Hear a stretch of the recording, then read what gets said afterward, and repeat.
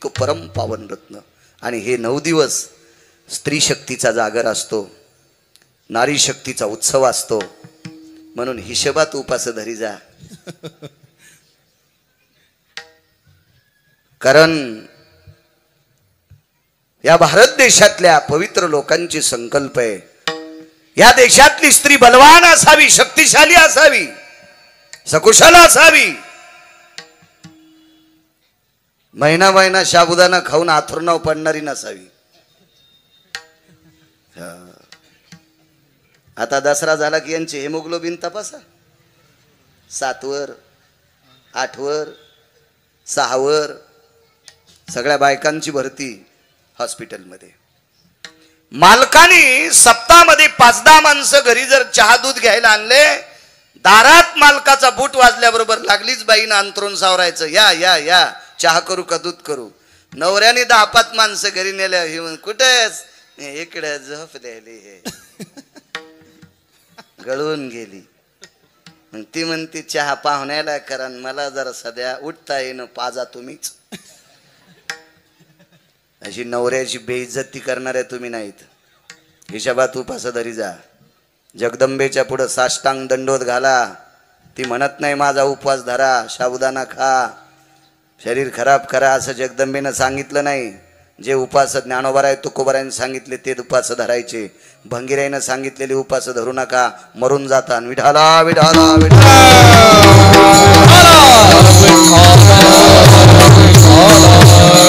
शारदीय नवरात्र महोत्सव म्हणजे स्त्री शक्तीचा जागर, नारी शक्तीचा उत्सव. या परम पावन भारत देशातल्या पवित्र नारींच्या चरणी गिरगावकराचा साष्टांग प्रणिपात.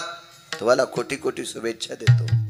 मोठ्या श्रद्धेने, मोठ्या आतुरतेने आपला अमूल्य वेळ खर्च करून आलेला श्रोतावर्ग, तुमच्या चरणी साष्टांग प्रणिपात. महाराष्ट्राच्या मातीतील मृदंग क्षेत्रातील भगवान शिवजीनं आरक्षित केलेलं वाद्य, वारकरी संप्रदायामध्ये कुठलं वाद्य असावं म्हणून भगवान शिवशंकर देवादिदेव भगवान पंचाननाने आरक्षित केलेलं वाद्य म्हणजे मृदंग नावाचं वाद्य आहे. आणि या वाद्याची ज्यांच्यावर अतूट कृपा झाली, या महाराष्ट्राच्या मातीतील बुलंद तोप चे भरतजी महाराज पठाडे आहेत, त्यांनाही प्रणाम.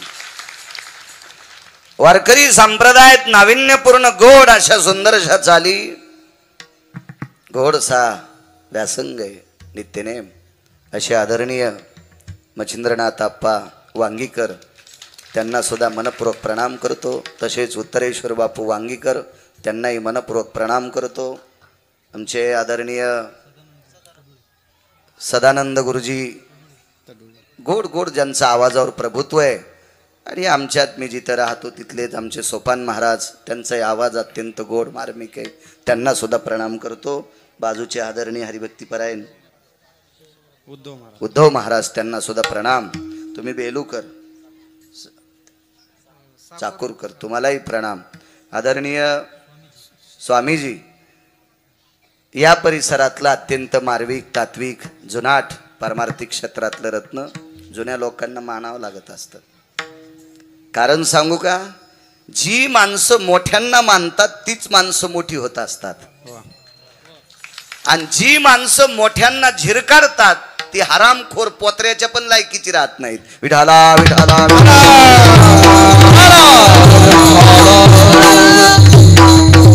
कारण जुन्या लोकांनी परमार्थ इथपर्यंत आणला म्हणून गिरगावच्या बाळूला कीर्तनकार होता आलं. मागच्या लोकांची कृपा आहे, मागच्या लोकांची कृपा. स्वामी तुम्हाला सुद्धा धन्यवाद, प्रणाम. पाठीमागे उभे असलेली माझ्या ज्ञानोबाराय तुकोबारायच्या नामाचा जयघोष करणारी ही सर्व वारकरी मंडळी, विनेकरी, मस्तक माझा पायावरी या वारकरी संतांच्या या परिसरात जास्त येण्याचा योग.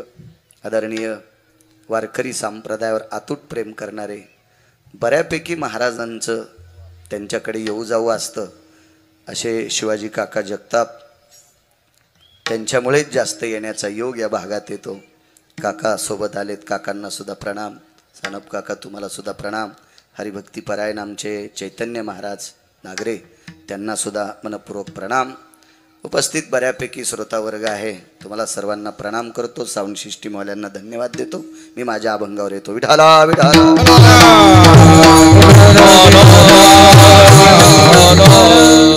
भक्त म्हणावे तयाशी न गुंते जो आशा पाशी. ज्याची आशा निवाळून गेली तो भक्ताच्या यादीत आहे. श्रुतीशास्त्राचा एक सिद्धांत आहे, आशा ज्याच्याकडे काहीच नाही त्याला प्रेत म्हणतात. ज्याची आशा सगळी संपली का त्याला प्रेत म्हणतात. आशा जर कायमची संपली तर गिरगावच्या बाळूला गिरगाव दिसणारच नाही ना, तो प्रेताच्या यादीत आहे. आणि ज्याच्याकडे आशा जास्त आहे आप्पा त्याला गाढव म्हणतात. आशेचे बांधले. जेवणात लोणचं जितकं असतं का तितकी आशा संप्रदायात मान्य करते. लोणचं इतकी, वर्ण इतकी नाही. लोणचं थोडस वापरत असते तेवढी आशा ठीक आहे. नियम नाही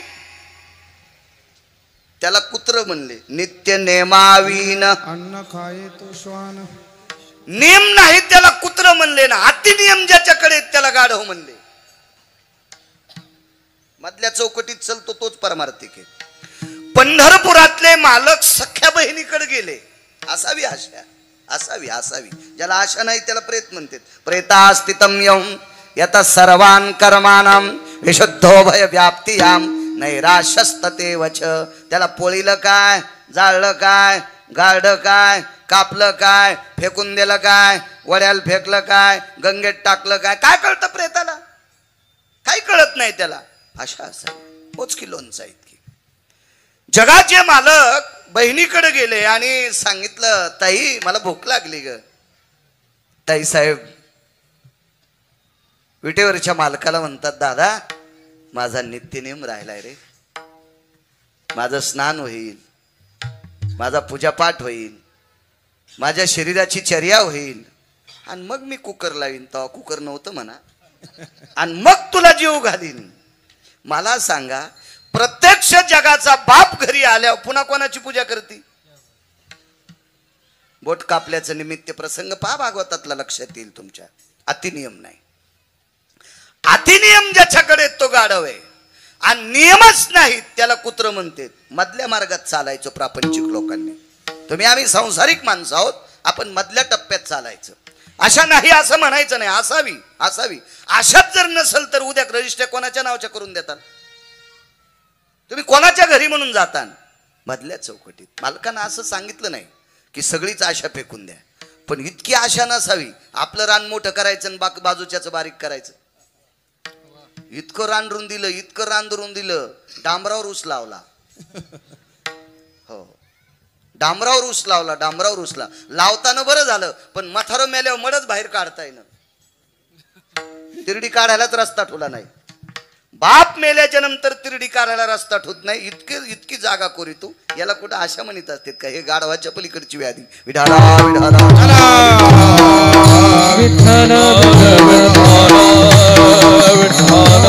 निळोबारायला एका तात्विक व्यक्तीने प्रश्न केला. एक दोन मुद्दे मांडतो तुम्हाला. निळोबाराय ज्यांना मानतात त्यांचे मुद्दे तुमच्यापुढे मांडतो की निळोबारायला कोण आवडतात. निळोबारायला सात्विक, तात्विक, सदाचारी, पुण्यशील काही लोकांचे प्रश्न होते, आणि काही चारवाकांचे सुद्धा प्रश्न होते. चारवाक कोणाला म्हणायचं? जन्माला आपल्याला आपल्यात येतात, आपल्या सोबत राहतात, आपल्या सोबत मोठे होतात, आपल्या सोबत जेवतात, खातात, फिरतात, आणि आपलीच वाभाडे काढतात. यांना चारवाक म्हणतात. चारवाक म्हणजे दुसरी लोक कोणी नाहीत, आपल्यातलीच लोक, आपल्यातलीच लोक. चारवाक कोणाला म्हणायचं? ज्या तोंडानं स्तुती करते, जेने मुखी स्तवे. ज्या तोंडानं दुसऱ्याची स्तुती करतो त्याच तोंडानं दुसऱ्याचं इचकितो. गाथा पाठ असला तरी हरामखोर आहे. विठाला ज्ञानेश्वरी पाठ असली तरी नालायक आहे. इतराची चेष्टा, इतराची चेष्टा हे तो खाणे लागे विष्टा. विष्टा कळती ना? खाली येऊन कशाला सांगू जास्त. घाण खाल्ले इतकं पाप लागतंय.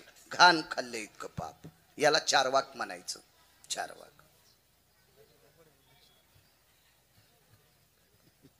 ममत्वान महत्वेशिम श्रेष्ठत्वा जायते आपाम कनिष्ठ भवेशु रांढे सुते शुत पापहा. हे सगळे पुरावे कशातले सांगायला गुत घेतलं का मी? एक भाडवा मला भेटलाय कशातले लिहिले, म्हणलं सोमळ्या तो थोत्तर पुरत नाही ना, तू खालचं खात जाय, शेपुडीनं खालचं खावा, उठाने वरचं खावा, तो कशाला उठाच्या नादी लागतो? विठाला विठाला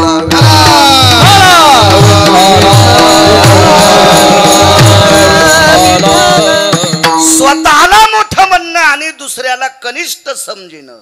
व्याभिचार कृतो पापम पिता सैवश्व जायते रतेषु वाचल्य भयो परासंगेषु यत पापायाम. खाली येऊन सांगू का? तो त्याच्या पित्याचा नाही अशी श्रुती सांगते. विठाला विठाला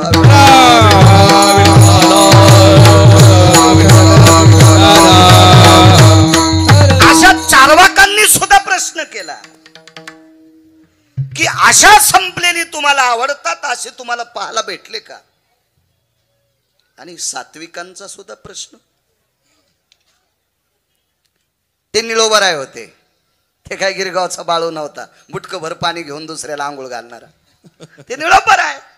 कोणाला म्हणायचं निळोबराय? अहो देवाला परत करावं. इथे तुझं लागी बोलाविले कोणी प्रार्थिल्या वाचून. आला शिका सरपंचाला राम राम नाही घातला तर ते मोठा मशिवानी फुगतू.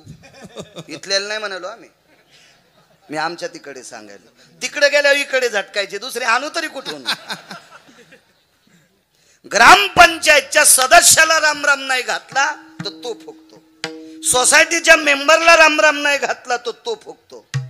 हे सगळे कोण्या दिवशी बटन दाबून मारायचे ज्याच्या हातात ते त्याला जगाचा बाप म्हणतात.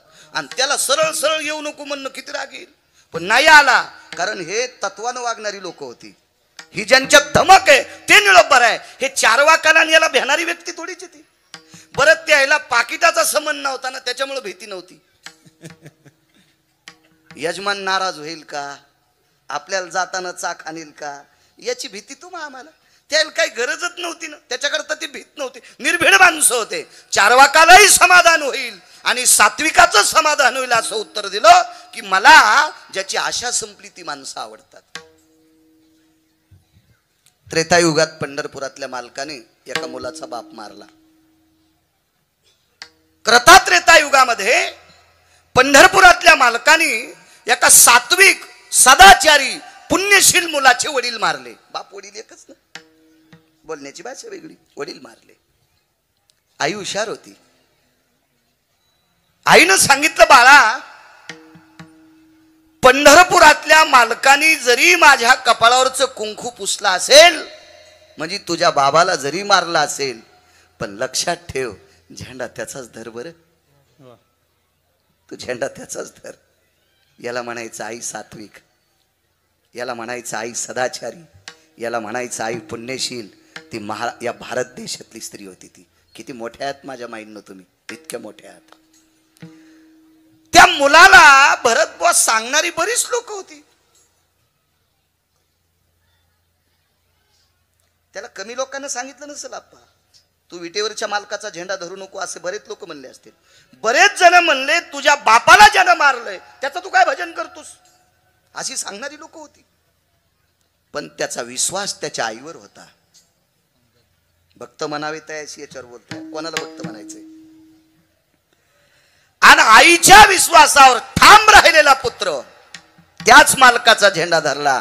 कालांतराने पंढरपुरातल्या मालकाने त्याच्या युद्धातला सेनापती केलं. त्याला त्याचं नाव आहे नामनिष्ठ अंगद, धर्मनिष्ठ अंगद, वारकरी अंगद.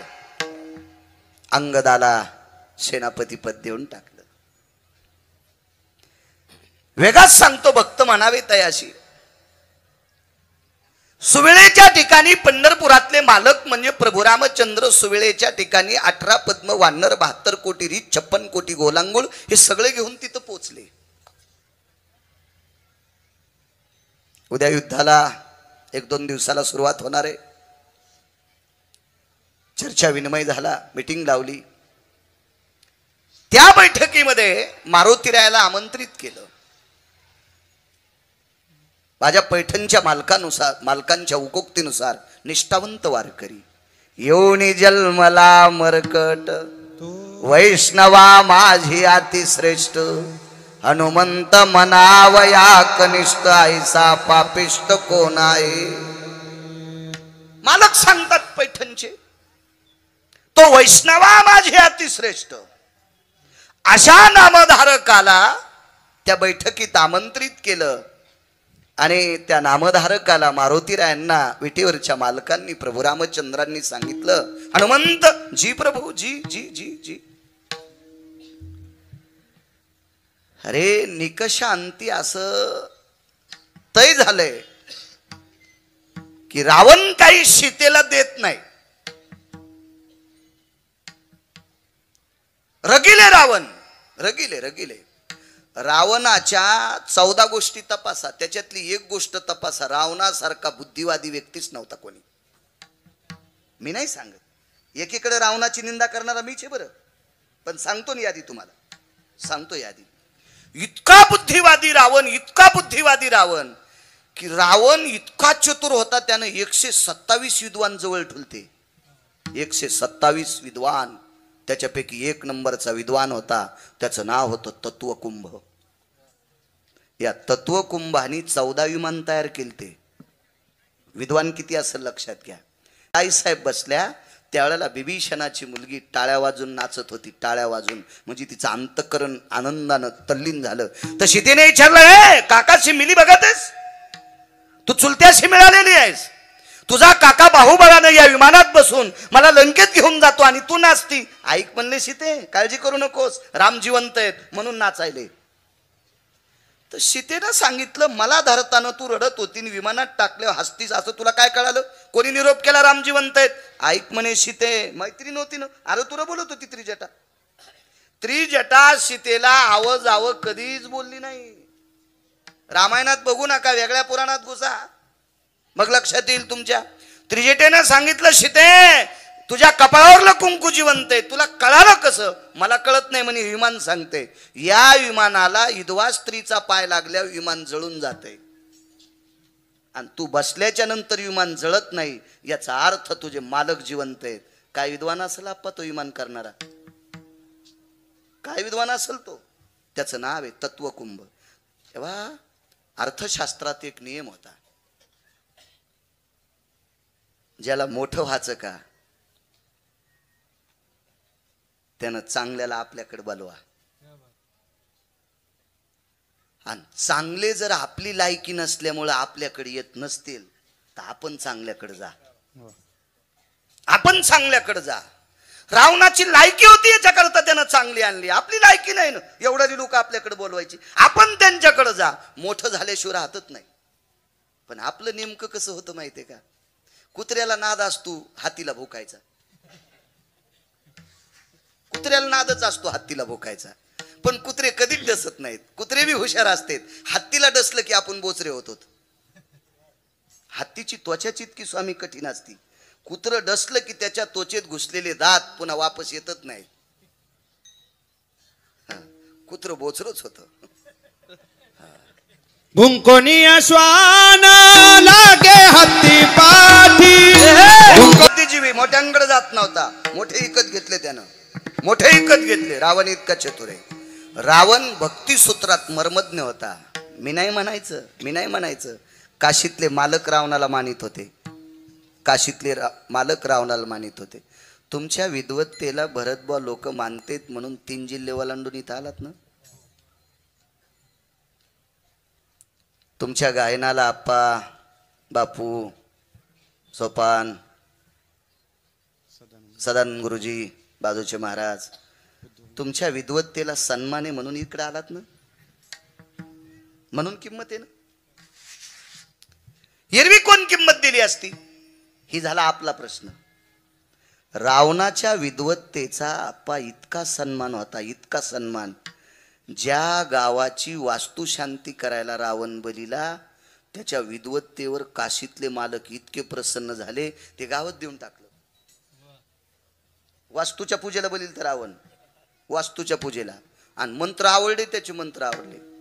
काय मंत्र असतील? या लाक्षंगुदभयोस्थित मिमग्रतोजन्याय या सर्वं वास्तुपुरुषां दोषा निवारणहितार्थायां मम ग्रहे चिरकाल यत् संरक्षिता अप्राप्तो प्राप्त रमाधिष्ठितं यत् लोकत्रय भूषित पुण्य पुण्यकालाय मार्थेषु संपन्ने राजाश्रयं मंडितां पूर्णकीर्तियो यज्जायते ध्वज सर्वास्तितयं लहरश्यामं पतिनिरायं यज्जायते कृतियाय नैवं गिरगावकर लिखितम्.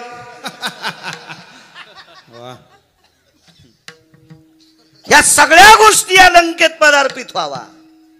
आणि आईसाहेब म्हणल्या इतका चांगला ब्राह्मण भेटलाय देऊन टाका त्याला.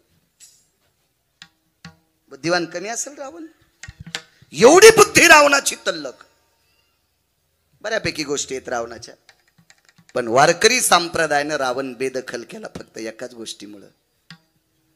या पवित्र देशातल्या श्रीमंतीकडे त्यानं वक्र दृष्टीनं पाहिलं. ती या देशातली स्त्री आहे. मालकांचा एक पुरावा आहे. आपली बायको सोडून जगातल्या प्रत्येक स्त्रीला जर विटेवरची मालकीन समजलं तर आपली संपत्ती जळती का?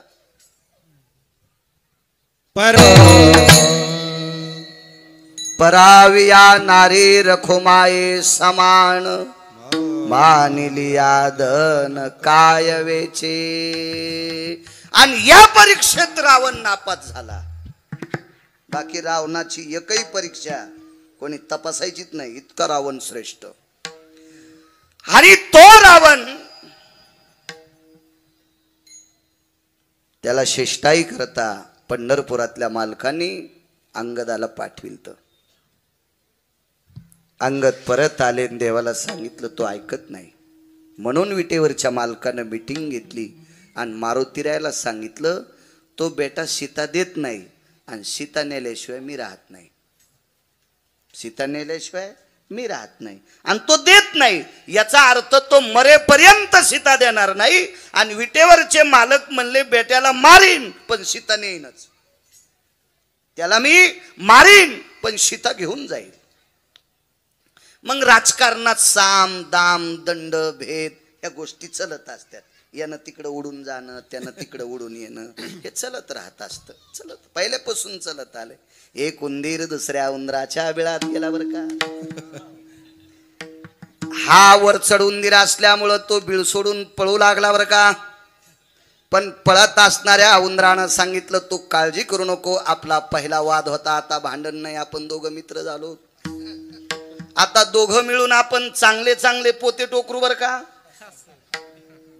चांगल्या चांगल्या गहू ज्वारीतले पोते फोडून आपण गहू ज्वारी खाऊ बर का. काळजी करू नकोस, तू काय ताण घेऊ नको. असे इकडची तिकडे उंदर पळत असतात. पूर्वीपासून परंपरा आहे. विटेवरच्या मालकाने विचार केला, आपल्याला रावण असा मरत नाही म्हणून त्याचा भाऊ फोडा. तो खोडचीचा लालची होता. तो खोडचीचा लालची. रावणाच्या भावाला गिरगावकरानं वाईट म्हणावा, मीच नाही, महाराष्ट्रातल्या एकाही कीर्तनकारानं बिभीषणाला वाईट म्हणण्याची पात्रता नाही. का? कारण तो आमच्यापेक्षा कोटीपटीनं श्रेष्ठ आहे. पण अष्टादश संतांपैकी एका मालकानं त्याला मूर्ख पदवी दिली. मनसी बिभीषण तरी तो महामूर्ख जाना. पण आपण नाही म्हणायचं. का म्हणायचं नाही? महाराष्ट्रातल्या कोण्या महाराजाचं घर पेटिल्यावर त्यानं भजन केल्यावर इजन गाथा उलटा पाठ करू द्या, ज्ञानेश्वरी उलटी पाठ करू द्या. उलटी नसते पाठ करीत, पण करू द्या न कशी बी. थांबू शकतं का आप्पा? आता मी भजन करतो, माझं घर जळताना थांबेल, त्याचं थांबलं. तुका म्हणे आगणी झाला से शीतळ, प्रतापे सबळ नामाची. बेहुतले मालक म्हणतात, अख्खी लंका जळाली पण बिभीषणानं घर जळू दिलं नाही. प्रतापे सबळ नामाची. हा झाला मालकांचा पुरावा. शपक पण पुरावा आहे. काही शपक पुरावे पण चांगले, गाण्यापेक्षा बरे आहेत ना. परवाला उत्तरेश्वर बापून वैकुंठवासी नामनिष्ठ धर्मभास्कर वक्ते बाबा पितृपंधरवाड्यात अभंग घ्यायची. आणि तू प्रमाण म्हणलं, तू का म्हणे पितृ आशीर्वाद. तो एक जण म्हणला हे शपक आहे. अरे तू मलंग भाईवानी कपडे घालीतून तू काय लायकी आहे शपक म्हणायची? मलंग भाई आमची इथं तेली काय येत होत.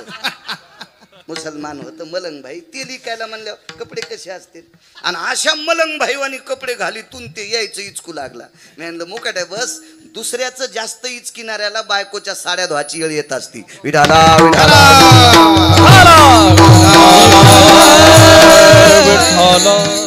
अहो या प्रत मधले नसल नागपूर प्रत मधले अभंग असतील गाण्यापेक्षा चांगले आहेत ना आहे का नाही. एक शपथ पुरावा है आग लगे लंका में हलचल मचाई विभीषण की कुटिया कैसे बचाए अख्खी लंका जळाली.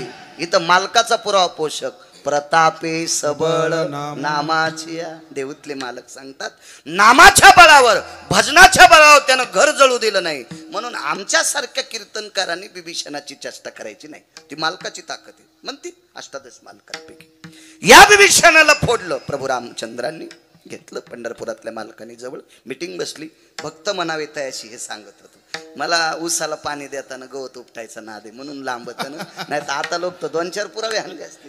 ते नादच पडला ते काय बरं खुरपायचं काम पडत नाही पुन्हा. मग हनुमंत जी इथपर्यंत आलतो आम्ही. मारुतीराय म्हटले जी जी प्रभू जी जी जी. अरे रावण सीतेला देत नाही. बर काय करावं लागेल मालक. युद्ध ठरलेलं आहे. ठीक आहे मालक रावण मारावा लागणार आहे. जी मला नंतरची चिंता आहे रे हनुमंत. काय चिंता प्रभू. अरे रावण मारल्याच्या नंतर आपण लंका कोणाला द्यायची. कोणाला द्यायची लंका. कोणाला विचारलं माहितीये. एका संन्याशाला. 19 संन्याशापैकी 1 नंबरचा संन्याशी मारुतीराय. अहो कुठल्या खेळात बसवा खेळी या माझी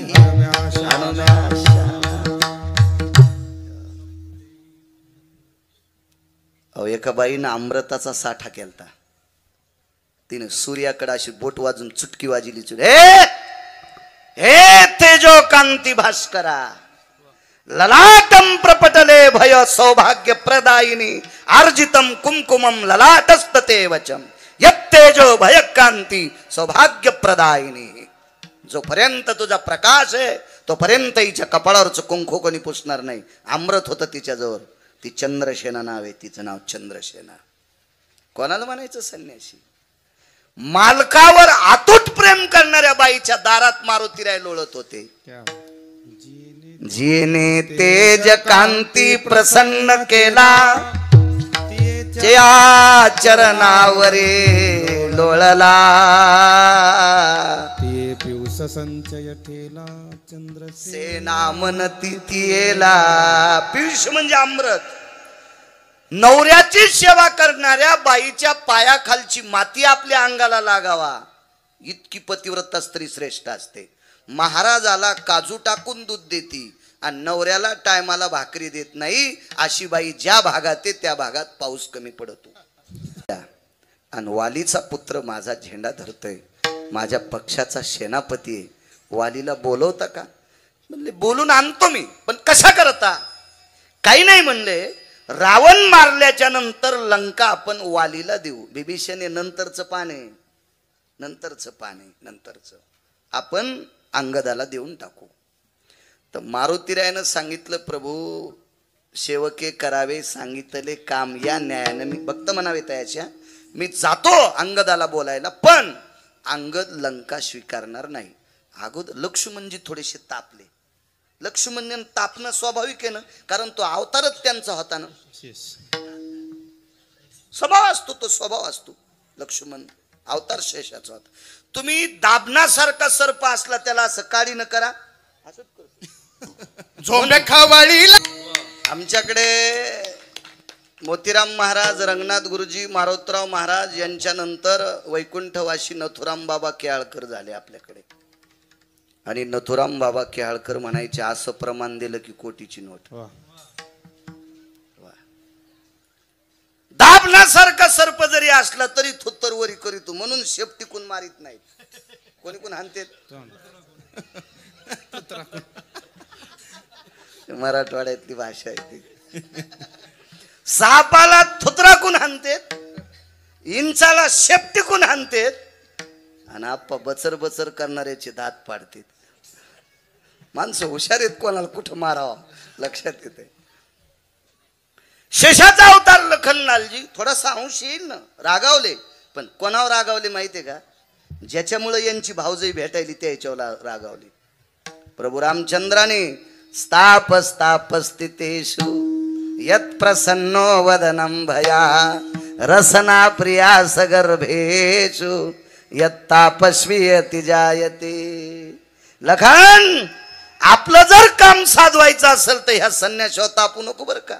हे कामाचं आहे, नामधारक संन्यासी आहे. मारुती प्रभू रामचंद्रानं लक्ष्मणजीला सांगितलं, स्वभाव गरम. काय म्हणे हनुमंता, कस काय घेणार नाही ते,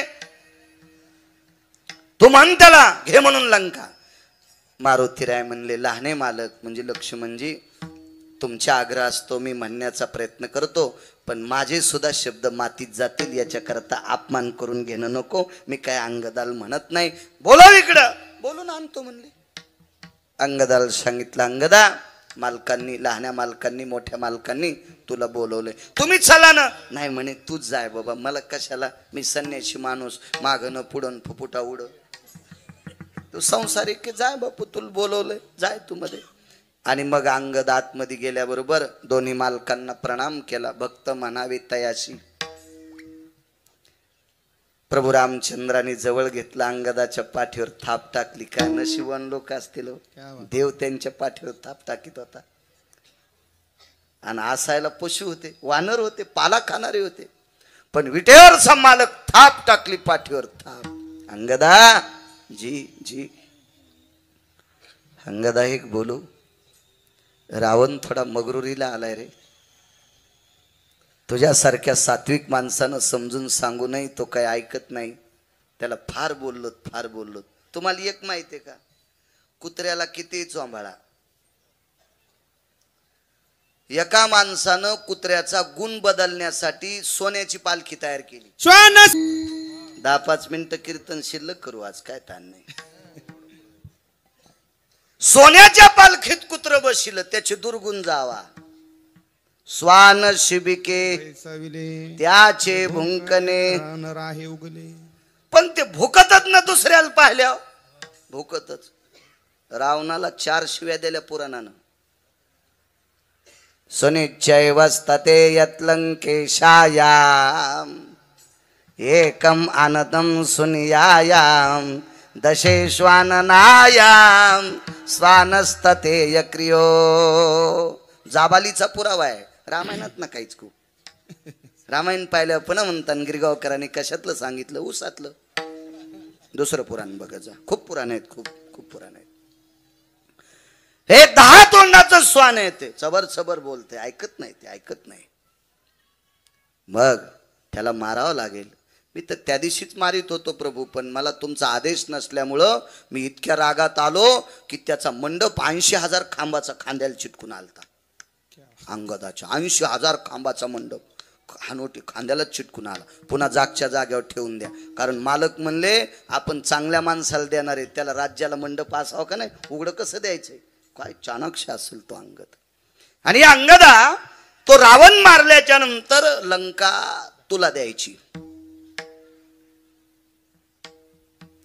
हा शब्द प्रभू रामचंद्राच्या तोंडातून ऐकल्याबरोबर अंगदाचे डोळे रडत नव्हते, अंगदाचं अंतःकरण रडत होतं. लक्ष्मणजी जवळ न येता लांबून शब्द फेक केला, हे अंगदा, 7 कोटी घर सोन्याचे आहेत, त्या ठिकाणचे दगड सुद्धा परीस आहेत, पाषाण परीस. अख्खी जमीन सोन्याची आहे, जाबुनंद नावाच्या सोन्याची आहे. तुझे अश्रू आनंदाचे का दुःखाचे? शेषाने प्रश्न केला. स्वामी भक्त म्हणावे तयाशी सांगतोय, अंगदा, एवढी मोठी सोन्याची लंका मालक तुला देऊ करतात आणि तू रडतोस, तुझं अंतःकरण रडतंय. अश्रू आनंदाचे का दुःखाचे? त्यानं सांगितलं दुःखाचे अश्रू आहेत. आनंदाश्रू दोन असतात, आनंदाश्रू आणि दुःखाश्रू दोन अश्रू असतात. लोकाच्या शेतात काम करणाऱ्याचं पोरग जिल्ह्यात पहिलं आलं आणि माईच्या कानावर वार्ता गेली, रडू लागली. शेजारणीने विचारलं, माय रडती का? मी लोकाच्या शेतात काम करते, व्यवस्थित दप्तर नाही, चांगल्या वह्या नाहीत, नवे पुस्तकं नाहीत, कोणाकडे ट्युशन नाही, क्लास नाहीत, काही नाहीत, तरी जिल्ह्यात माझं पोरग पहिलं आलं, काय त्यानं माझी मान उंच केली, माय रडते. याला आनंदाश्रू म्हणतात, आनंदाश्रू. तर लक्ष्मणजीने विचारलं, एवढी लंका तुला प्रदान केल्याच्या नंतर तू रडतोस, या अर्थी आनंदाचे अश्रू आहेत का दुःखाचे अश्रू? दुःखाचे आहेत. कशा करता दुःख झालं तुला? लहाने मालक, सोन्याची लंका घेण्यासाठी मी मालकाचं भजन करत नाही. सोन्याची लंका घेण्यासाठी मी मालकाचं भजन करत नाही. मी स्वार्थी नाही, माझी आशा संपलेली आहे लहाने मालक. तरी पण लक्ष्मणजीला थोडासा ताव आला, तापले लक्ष्मणजी. येतो एखाद्या वेळेस राग माणसाला. मोठ्या मालकाने लक्ष्मणाची मांडी दाबली. लखन, अरे शांत, कसा शांत बसू दादा? एवढी मोठी सोन्याची लंका आपण त्याला देऊ इच्छितो. रावण मेल्याशिवाय लंका घेता येते का? रावण मारणं इतकं सोपं आहे का?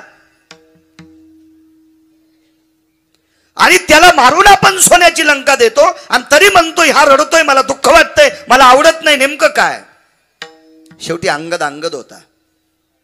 खरं काम करणारी माणसं कोणाचं ऐकून घेत नाही. भय काय त्याच्या, ज्याची खरी सेवा. त्याला काय भीती वाटते? काय भीती नाही. अंगदानं सांगितलं, मालक एक लक्षात घ्या, रावणाला मारल्याच्या नंतर मला लंका देताल. उद्याला मारुतीरायाच्या कृपेने बिभीषण बी तुमच्यात पक्षात येणार आहे. वार्ता कळाली ना? बिभीषण मारुतीरायाला भेटला होता आणि बिभीषणानं सांगितलं, मला दर्शन घेताना माझ्या दादानं लात मारली, माझा मुकुट कोलमडून खाली पडलाय, मला त्या भावाकडे थांबायचं नाही, मला प्रभू रामचंद्राकडे यायचं, काय करावं लागेल? मारुतीरायानं सांगितलं, फक्त पाय धरायचे, काम सांगेल. तर अंगदानं सांगितलं, मालक उद्या रावणाचा भाऊ तुमच्या दर्शनाकरता पहाटे ब्राह्मी मुहूर्तावर येणार आहे, त्याला घेऊन येण्यासाठी मारुतीराय सोबत आहेत. आता लंका कोणाला द्यायची? नाही, लंका तुलाच देऊ ना. आणि बिभीषण पायाच पडत, त्याला अयोध्या देऊ. बिभीषण जर पायाच पडला ना तर त्याला अयोध्या देऊन टाकू ना, पण लंका तुलाच देऊ. तरी अंगद म्हणले, लंका मी सुतळीचा तोडा सुद्धा घेणार नाही. आता लखनलाल तापले. भक्त म्हणावे तयाशी. आता लखनलालजी तापले. काय रे म्हणे, अंगदा वेडपट सारखं बोलतो, तुला काय चिल्लर वाटायलेत राम? रावण मारणं काय साधं? तुला एखादा दगड फेकून एखादा पक्षी मारल्यासारखं वाटतोय रावण? अरे कोण रावण आहे माहित आहे तुला?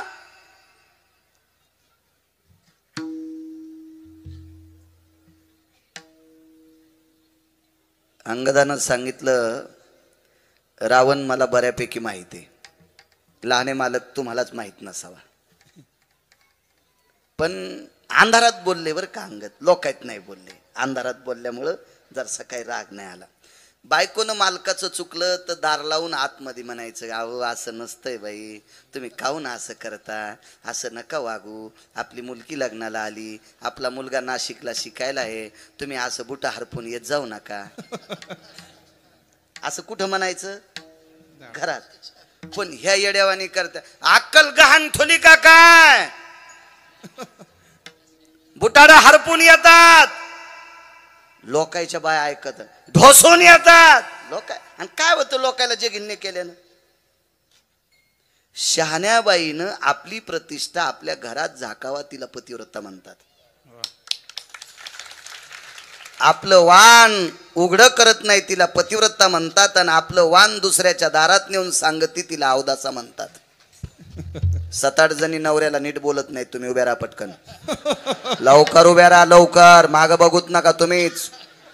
पटकन मी नाव घेई ना, उभ्या राहा पटकन, उभ्या राहा. ए माग काय बघायली बाई, उभी राहा. राहू द्या, सप्ताह होऊ द्यायची नाही पुन्हा. एवढ्या वेळेस माफ करतो. त्याला वाटलं खरंच कळत का नाही. याला विडाला विडाला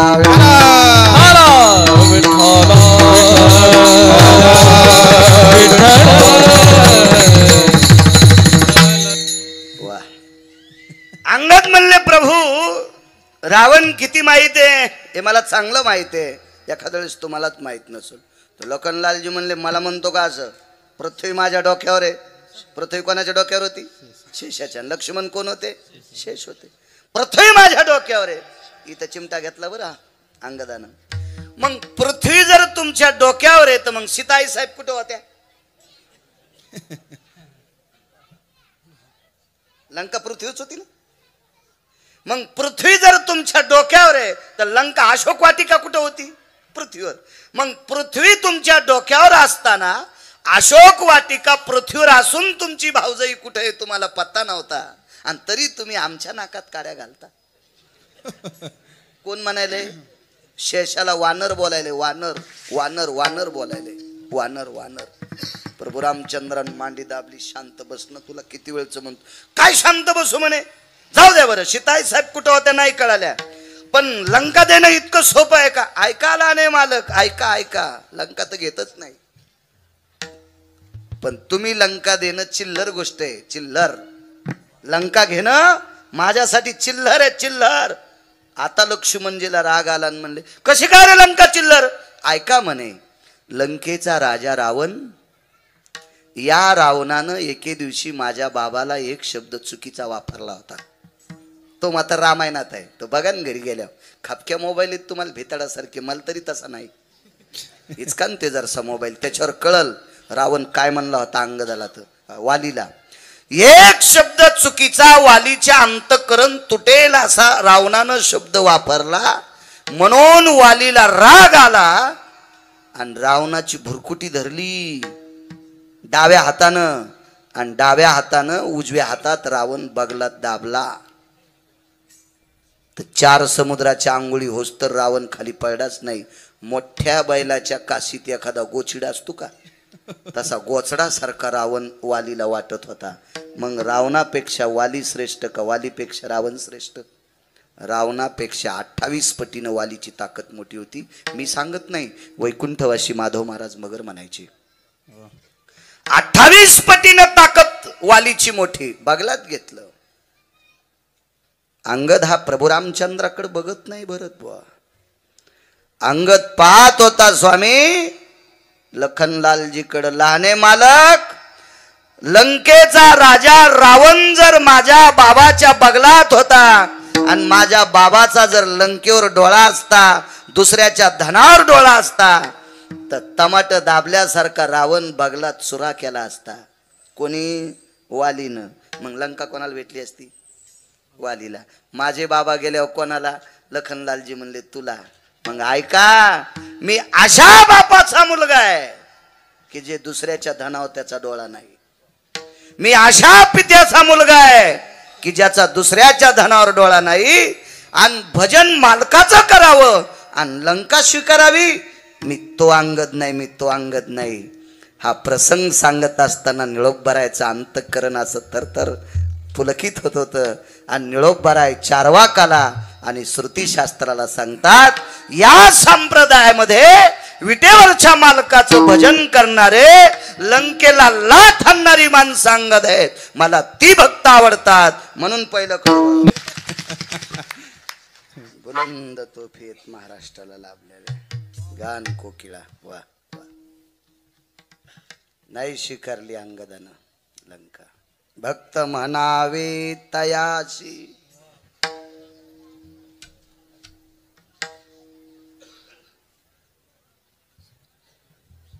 द्वादश सोडायला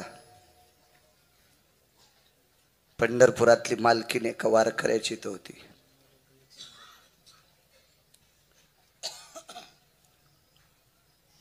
ती द्वादशी होती मंगळवारची. एकादशी सोमवारची आलती. त्या एकादशीला भजन त्या वारकऱ्याच्या इथं झालं. त्या भजनात पखवाज वाजवायला इंद्र होते.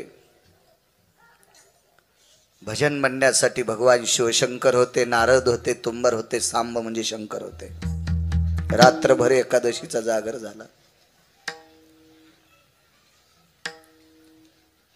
सकाळी द्वादशी सोडायची. काय स्वयंपाक करायचा? काशीतल्या मालकाचं, नारदाचं आणि तुंबराचं भजन ऐकत असताना, इंद्राचा पकवाद ऐकत असताना सगळे तल्लीन झाले. स्वयंपाकाचं कोणाला ध्यानच नाही. द्वादशीला काय करा आप्पा ध्यान नाही कोणाला. करायचं काय आता, कशी द्वादशी सोडायची. हाईन वेळेला दही मागून घेतलं आणि भात शिजिला आणि दही भातावर द्वादश सुटली.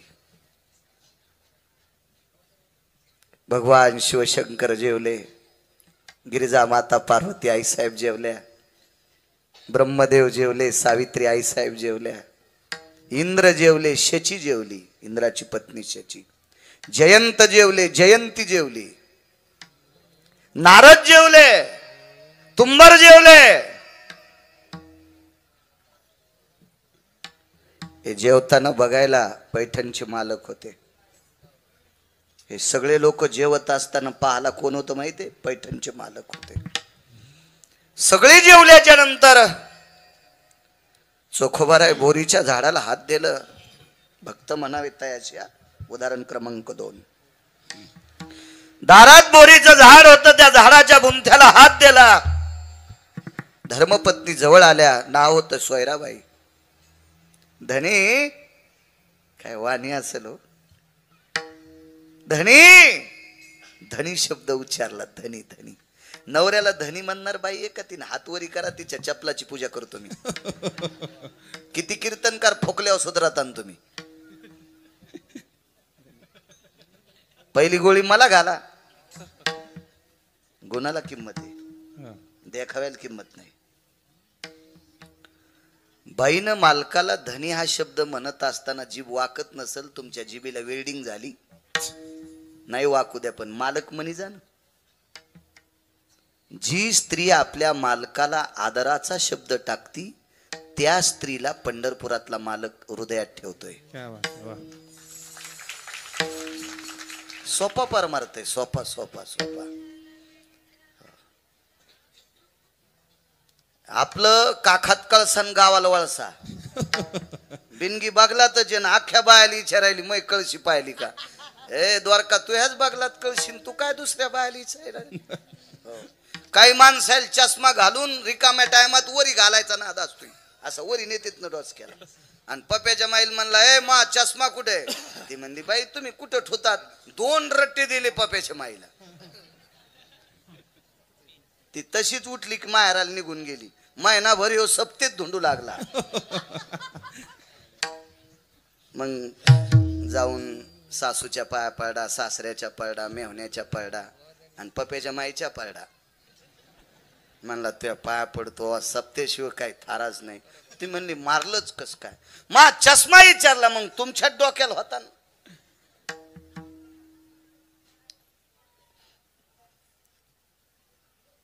आपलं आपल्या जवळ असते, आपल्याला कळत नाही. तुझं पाशी. इथं बसलेल्या तरुणांचा सर्वात मोठा देव आहे तुमचे मायबाप. मायबापाचं दर्शन घेणाऱ्यानं भारतातल्या कोण्याच महाराजाच्या नाही पाया पडत तरी चालतंय. पण मायबापाचं दर्शन न घेता महाराजाच्या थैल्या वागित असेल तर तो भाडवा आहे. विठाला विठाला विठाला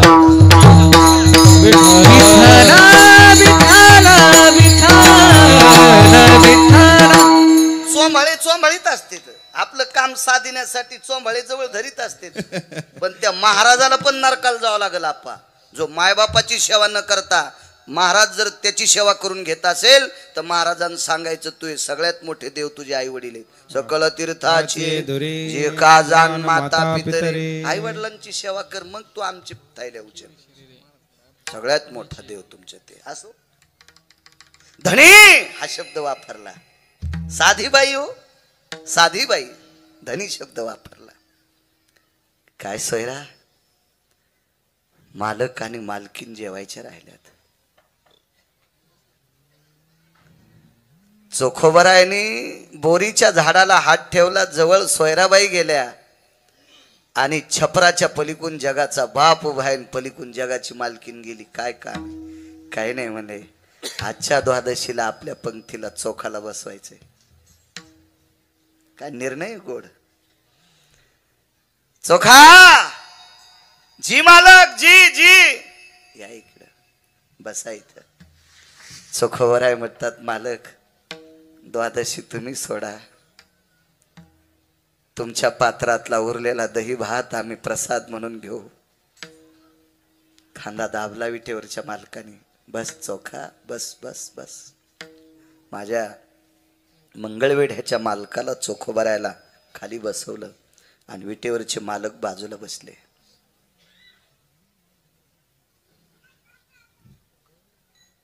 मालकीन हुशार आहेत विटेवरच्या. मालकिनीच्या लक्षात आलं चोखोबरायला एका मांडीला घेतलंय आणि आपले मालक दुसऱ्या मांडीला सोयऱ्याला घेतेन, आपलं असंच ढोलक वाजन, आपलं पुण्य कमी पडेल म्हणून तात्काळ सोयराबाईचा हात धरला आणि विटेवरच्या मालकिनीनं सोयराबाईला आपल्या मांडीच्या बाजूला घेतलं. देव भक्ताच्या सानिध्यात देवाला लय आवडत. आणि मग देवानं आवाज दिला, ए कर्ममेळा, ए कर्ममेळा. जी मायबाप, मायबाप शब्द त्या काळात, मायबाप हा शब्द चोखोबरायचा होता. जी मायबाप हा रानोबा नावाच्या वारकऱ्यांनी प्रसिद्ध केलेला शब्द. रानोबा हे कर्ममेळ्याचे आजोबा होते. कर्ममेळा, जी मायबाप, इकडे या.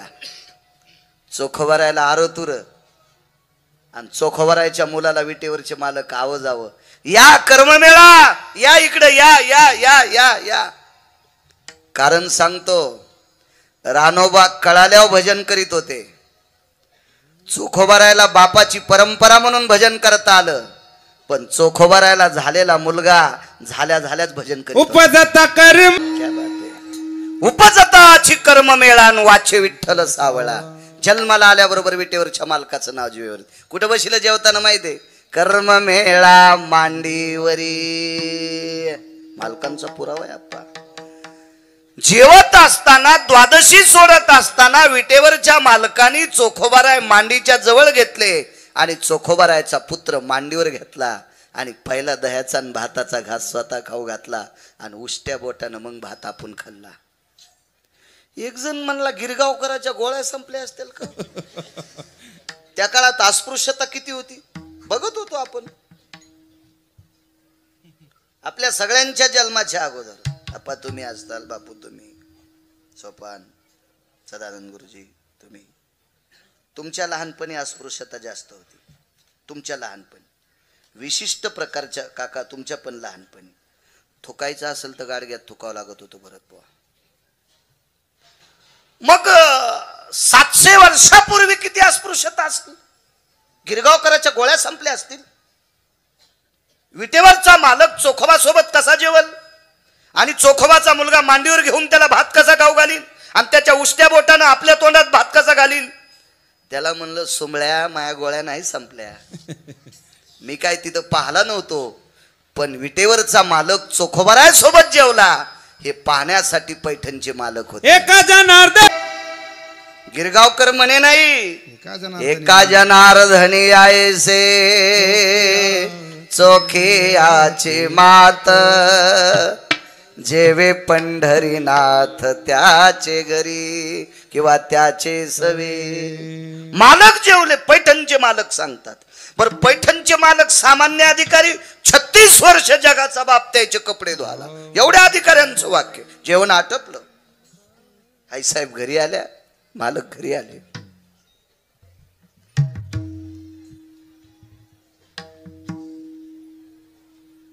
चोखोबरायच्या गळ्याला बिटी मारली, रडू लागले. एकादश नयन पाजरती.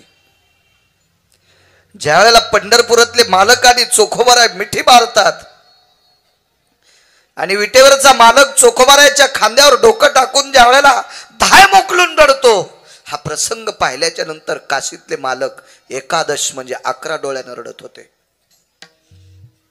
11 डोळ्याने एकादश नयन पाझरती.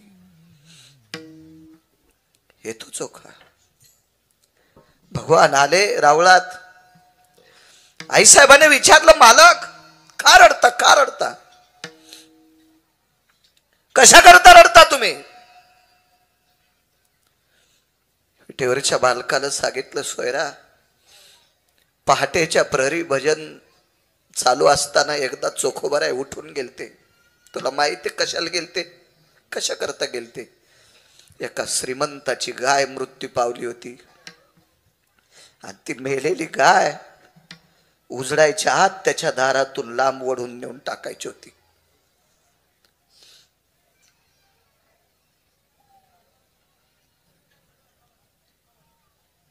मग मालक लक्ष्मी रुक्मिणी त्या श्रीमंत माणसाने चोखावर कृपा केली आणि त्या काळात शेर आदली तांदूळ त्यानं चोखोबाला देऊन टाकले होते. त्याच्या कष्टाच्या दामातले तांदूळ होते ग भाताला. त्यानं पहाटेच्या प्रहरी गाय ओढून नेऊन टाकली रे मृत झालेली, आणि त्या तांदळाचा भात द्वादशी सोडायला होता. एक पुरावा आहे, द्वादशीच का सोडली त्याचा पुरावा आहे. सोमवारी एकादशी विमान उतरले पंढरीसी,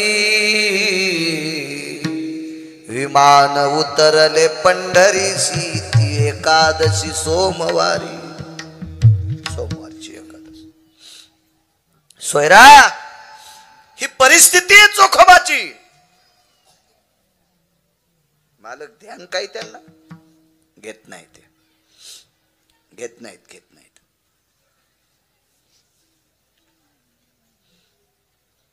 ह्या लोकांच्या तळपायाला चिटकलेल्या मातीची पण बरोबरी करू शकत नाहीत आपण.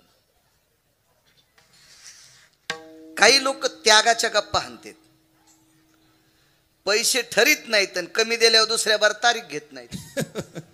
अशा नाटकाचा लय उता आलाय. वळवळ वळवळ सळसळ करते असे.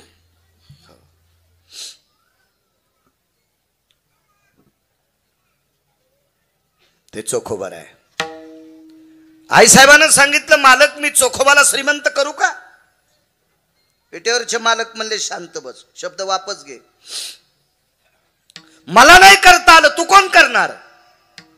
ऐका म्हणे मालक मी करते श्रीमंत, भक्त म्हणावे तयासी. एवढाच पुरावा ऐकायचा, आपला वेळही संपतोय.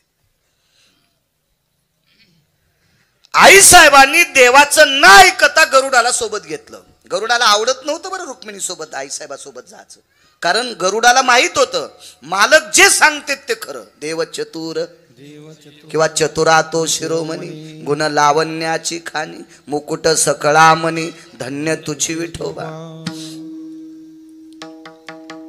जाणून अंतर्वर्त तसे त्याला कळतंय ना, हा घेत नाही. विवेक आहे, विवेकाचं टोक आहे. अहो माणसं म्हणते तो मायासारखा चालू कोणीच नाही. मग तू यासारख्या चालूला जनजन्माला घातलं, तो किती चालू असेल याचा तर विचार करावा ना. मायासारखा हुशार कोणीच नाही, मग तुला कोणी जन्माला घातलंय, तो किती हुशार असेल याचा तर विचार करावा लागेल की नाही.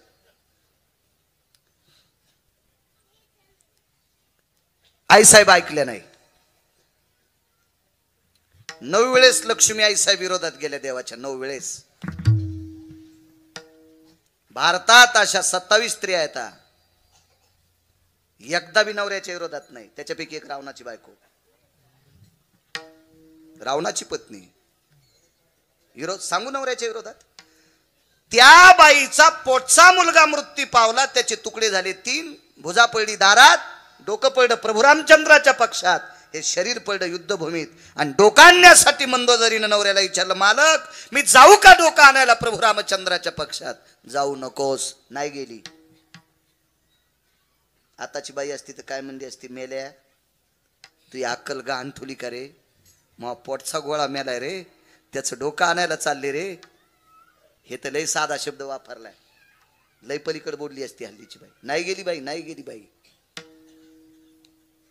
आईसाहेब 9 वेळेस चुकीचं केलं. एकदा सांगू तुम्हाला, राधाईस राणी ज्या वेळेला मांडीवर बसल्या प्रभू रामचंद्र आपलं विटेवरच्या मालकानं राधा राणीला मांडीवर बसलो, त्यावेळेला आईसाहेबाला राग आला, खालीवरी बोलल्या आणि दिंडीरवनात खाली आल्या. 9 पैकी 2 प्रकार सांगितले, बाकीचे घरी गेल्यावर पाहन तुम्ही गुत्त थोडं घेतलंय. बघ जा त्याचं कारण सांगू का ठेवायचंय? ज्या वेळेला तुम्ही विद्वान होताल का त्यावेळेला आमचे लोक ग्रंथ वाचून कीर्तन करतील. आणि तुम्ही कोणी सांगितल्यावर टाळ्या वाजितान का? मग आमचे लोक असच यालाची बेलाला शिमग्याच्या तेलाला बेल वाया गेले ग बाय बाय तिकडच घसरून मेले. बोलती नाही वाचिस का तू? आहे का? तुम्ही जितके हुशार होतान तितकं कीर्तन करताना आमचा कष्टा घामानं वाला व्हावा इतके तुम्ही हुशार पाहिजे. इतके हुशार. पाहुणी ग्रंथ करावे कीर्तन. गेले आई साहेब. सीताई साहेब तीनदा मालकाच्या विरोधात. एक जण म्हणला महाराज काय सांगायचं तुम्हाला, रेषा मालकानं सांगितलं होतं वलांडायची नाही. म्हणलं तू कोणाचं रामायण ऐकलं सुमळ्या? रेषा वलांडू नका असं प्रभू रामचंद्र म्हणले नव्हते, ते लखनलालजी म्हणले होते. हे इथलं तिथं चिटकू नकोस रे. हो असं रामायण सांगितल्यावर मरतील श्रोते रे. हे लक्ष्मणाचा विरोध आहे, रामचंद्राचा नाही. 4 वेळेस प्रभू राम, 3 वेळेस प्रभू रामचंद्राच्या विरोधात. लक्ष्मी आई साहेब 9 वेळेस चूक केलं. बघा पुढे. गरुडाला सोबत घेतलं आणि गरुडाला सांगितलं गरुडा हिरिया मानिका पाचू षडवैरुण्य. हिरे माणिक पाचू. माणिक नावाचा माणूस नाही बरं. माणिक एक, षडवैरुण्य आप्पा. पाचू पाचुंदा नाही. हिरे सुप्तजय अशा 5 घागरी भरल्या. विनतेची या सुते पराक्रम केला. द्रव्य राशी विस्तारिला पापनाशिनी तिरे. विनतेचा पुत्र गरुड यानं पराक्रम केला. 4-5 घागरी पायात पकडल्या आणि पापनाशिनीच्या तीरावर म्हणजे गंगेवर म्हणजे चंद्रभागेवर लिंबाचं झाड आणि त्या लिंबाच्या झाडाखाली 5 घागरी टेकून दिल्या. त्या करत होते.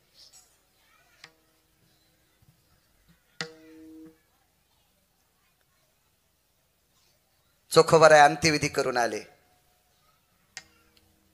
सोयराबाई सोबत होत्या अंत्यविधीला. फक्त कोणाच्या अंत्यविधीला गेलते ते तुम्ही घरी गेल्यावर पहा. अंत्यविधी आटपला. दोघांचे स्नान झाले चंद्रभागेच्या तीरात. आणि चंद्रभागेमध्ये स्नान आटपल्याच्या नंतर चोखोबाराय म्हणतात सोयरा तू आता कालवण भाकरी घेऊन ये. पूर्वीच्या काळात भाजीला कालवण म्हणत होते. तू कालवण भाकरी घेऊन ये, मी तोपर्यंत भजन करायला जातो. तो सोयराबाईनं चंद्रभागेच्या पात्रातून सांगितलं आज लिंबाखाली घाण आहे. आज लिंबाखाली घाण आहे, तुम्ही तिथं बसू शकणार नाहीत. हे ज्याच्या पत्नीला कळतंय त्या बाईचे मालक किती अधिकारी असतील कल्पना करा. जाऊ नका मालक, त्या लिंबाखाली घाण आहे घाण. चंद्रभागेचं तीर ओलांडलं. पात्राच्या वरी आले.